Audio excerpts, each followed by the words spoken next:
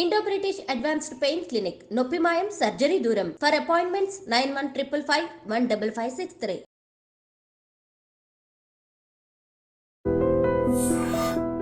అందరికీ నమస్కారం.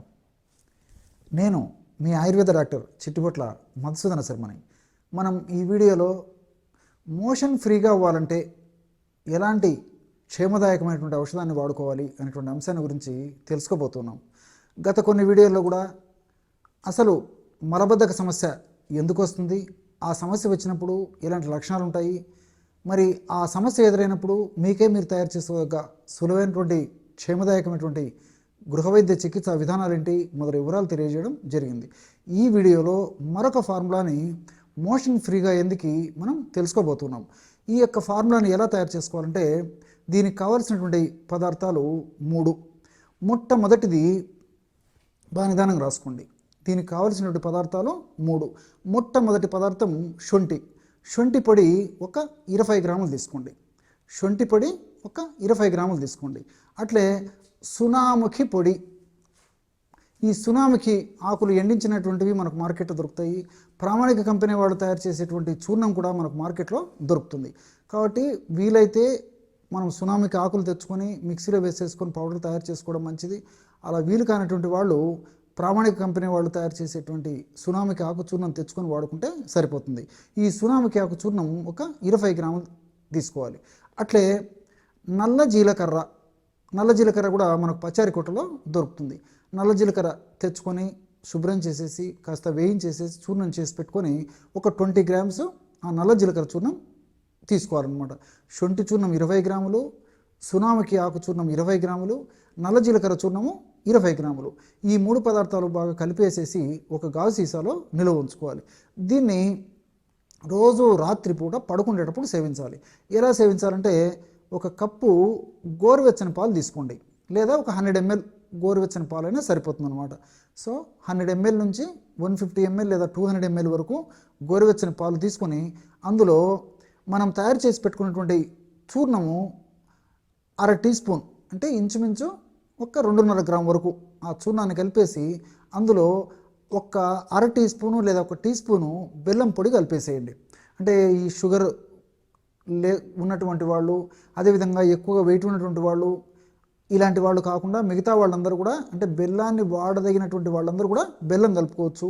బెల్లాన్ని వాడకూడనటువంటి వాళ్ళు ఎవరైనా ఉంటే వాళ్ళు బెల్లాన్ని మినహాయించి కేవలము ఈ పౌడర్నే పాలల్లో కలుపుకొని వాడుకుంటే సరిపోతుందన్నమాట. మరి ఈ పాలల్లో నేను చెప్పినట్లు గోరువెచ్చని పాలల్లో ఒక 1/2 టీ స్పూన్ ఈ చూర్ణము, 1/2 టీ స్పూన్ నుంచి 1 టీ స్పూన్ వరకు బెల్లము కలిపేసేసి ఆ యొక్క ద్రవాన్ని రాత్రిపూట సేవిస్తూ ఉండాలి.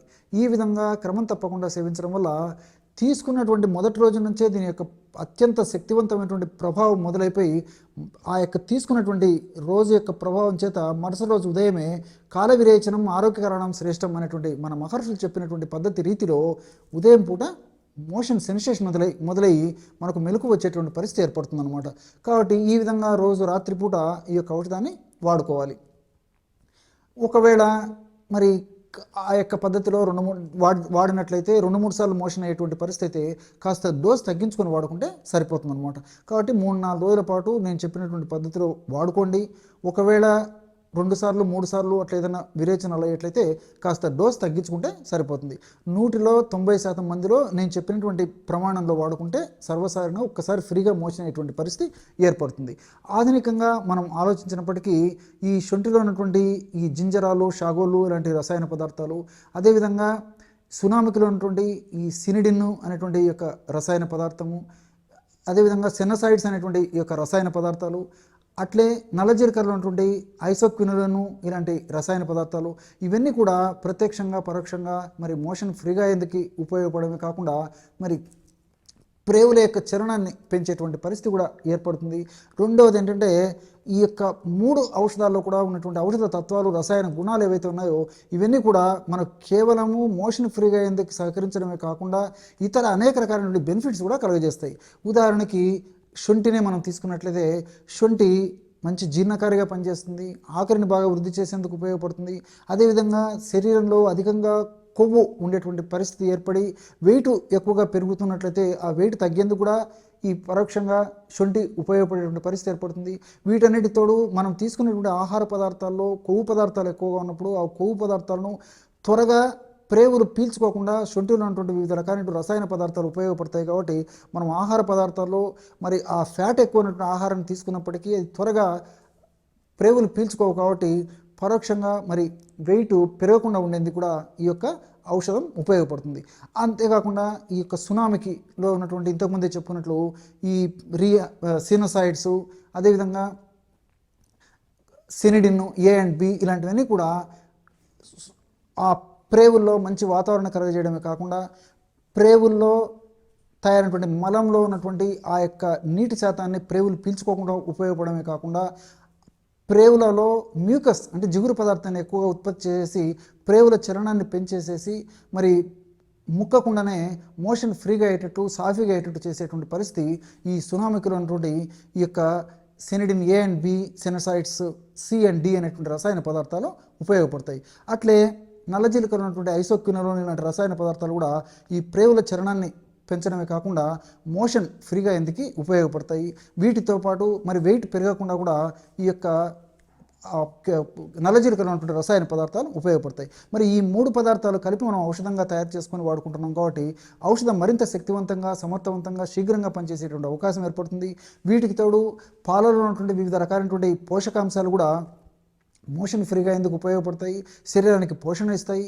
బెల్లంలో ఉన్నటువంటి వివిధ రకాలైనటువంటి పోషకాంశాలు అంటే కాల్షియము, మెగ్నీషియము, ఫాస్ఫరస్, ఐరన్ ఇలాంటివన్నీ కూడా, ఫైబరు ఇలాంటివన్నీ కూడా మరి మోషన్ ఫ్రీగా ఎందుకు ఉపయోగపడమే కాకుండా ప్రత్యక్షంగా పరోక్షంగా ఉపయోగపడమే కాకుండా శరీర పోషణ కూడా ఉపయోగపడే పరిస్థితి ఏర్పడుతుంది. కాబట్టి మరి ఈ పదార్థాలు చాలా అద్భుతంగా పనిచేస్తాయి. సైడ్ బెనిఫిట్స్ ఉంటాయి, ఎలాంటి సైడ్ ఎఫెక్ట్స్ ఉండవు. కాబట్టి క్షేమదాయకంగా వాడుకోవచ్చు. ఈ యొక్క ఔషధాన్ని కొన్నాళ్ళ పాటు వాడేసి ఆపేస్తే సరిపోతుంది అనమాట. దీనికి తోడు మరి కొన్ని జాగ్రత్తలు కూడా తీసుకోవాలి. ఎలాంటి జాగ్రత్తలు అంటే తీసుకునేటువంటి ఆహారంలో ఫైబర్ ఫుడ్ ఎక్కువ తీసుకోవాలి. ఫైబర్ ఫుడ్ ఎందులో ఎక్కువగా ఉంటుందంటే పీచు పదార్థాలు, ధాన్యాల్లో ఎక్కువగా ఉంటుంది. ముఖ్యంగా చిరుధాన్యాల్లో పీచు పదార్థం ఉంటుంది. ఆకుకూరలు, కూరగాయలు, పళ్ళు, డ్రై నట్స్, డ్రై ఫ్రూట్స్ ఇలాంటి వాటిల్లో మరి ఫైబర్ ఎక్కువగా ఉంటుంది. కాబట్టి ఈ పీచు పదార్థం ఎక్కువ ఉన్నటువంటి ఆహారం తీసుకోవడం వల్ల దాని యొక్క ప్రభావం చేత మోషన్ ఫ్రీగా అయ్యేటువంటి పరిస్థితి ఏర్పడుతుంది. దీనికి తోడు మరి fast foods, junk foods, bakery foods ఇలాంటి ఫుడ్స్ ఎంత తగ్గించి వేయడం కానీ లేకపోతే ఎంత అవాయిడ్ చేస్తే ఎంత మంచిది. దీనివల్ల కూడా మరి మోషన్ ఫ్రీగా కాదు కాబట్టి అలాంటి ఆహార పదార్థాలను కూడా కంప్లీట్గా విసర్జించడం చాలా చాలా మంచిది. దీనికి తోడు మరి రోజు ఆ యొక్క శరీర ప్రకృతిని బట్టి, దేహతత్వాన్ని అనుసరించి, వ్యాధి యొక్క అవస్థను బట్టి, సీజన్ను బట్టి, వయస్సును బట్టి మరి 2 నుంచి 4 లేదా 4.5 లీటరు లేదా మ్యాక్సిమం 5 లీటర్ల వరకు కూడా అవసరాన్ని బట్టి వాటర్ తాగడం అలవాటు చేసుకోవాలి. వేళకు ఆహారం తీసుకుంటుండాలి, వేళకు విశ్రాంతి తీసుకుంటుండాలి, చిన్న చిన్న ఎక్సర్సైజులు కూడా చేసేటువంటి అలవాటు చేసుకుంటుండాలి. ఇలా చిన్న చిన్న జాగ్రత్తలు తీసుకుంటూ నేను చెప్పినటువంటి పద్ధతిలో ఈ యొక్క ఔషధాన్ని కొన్నాళ్ళ పాటు వాడి ఆపేసినప్పటికీ ఔషధంలో ఉన్నటువంటి రసాయన తత్వాలు, రసాయన గుణాలు, ఔషధ గుణాలన్నీ కూడా మనకు దీర్ఘకాలం పాటు మన దేహంలో సదా ఉంటూ, సదా కాపాడుతూ, సదా రక్షిస్తూ ఉంటాయి. చూశారు కదా ఎటువంటి సులువైనటువంటి ఔషధ యోగాన్ని మోషన్ ఫ్రీగా ఎందుకు మీరు ఈ వీడియోలో తెలుసుకున్నారో. మరొక వీడియోలో మరొక అంశంతో మళ్ళీ కలుద్దాం. అంతవరకు నమస్కారం. మీ చిట్టిబొట్ల.